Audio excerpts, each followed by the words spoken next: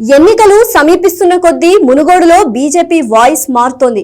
మొదట నియోజకవర్గం అభివృద్ధి కోసమే కోమటిరెడ్డి రాజగోపాల్ రెడ్డి రాజీనామా చేసిండు అని ప్రచారం చేసుకున్న బీజేపీ కోమటిరెడ్డి 18,000 కోట్ల కాంట్రాక్టుల వ్యవహారం బయటకు రావడం, ఈ విషయాన్ని కోమటిరెడ్డి రాజగోపాల్ రెడ్డి స్వయంగా ఒప్పుకోవడంతో లైన్ మార్చింది.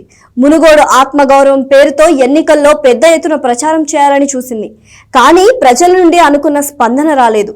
చర్చ మొత్తం రాజగోపాల్ రెడ్డి కాంట్రాక్టుల మీదనే నడుస్తోంది.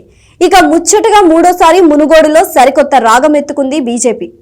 టీఆర్ఎస్ పార్టీ నాయకులు సీఎం కేసీఆర్ మునుగోడులో ఎమ్మెల్యేలను, మంత్రులను పెద్ద ఎత్తున మునుగోడుకు తరలించారని, ఒక్క ఉప ఎన్నిక కోసం ఇంతమందిని పంపుతారా అంటూ విమర్శిస్తున్నారు.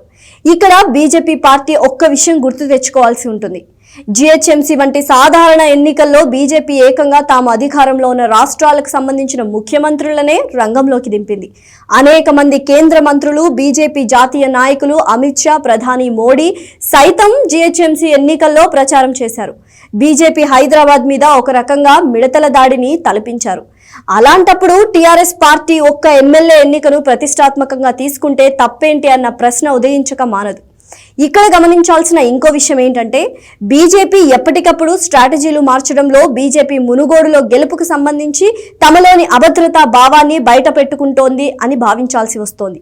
నియోజకవర్గ అభివృద్ధి కోసం చర్చించే దమ్ము కోమటిరెడ్డి రాజగోపాల్ రెడ్డికి లేదని, ఈ ఎన్నిక 1,000 కోట్ల కాంట్రాక్టర్కు మరియు మునుగోడు ప్రజల ఆత్మగౌరవం, అభివృద్ధికి సంబంధించిన సమస్యగా టీఆర్ఎస్ పార్టీ ముందు నుండి ప్రచారం చేస్తోంది.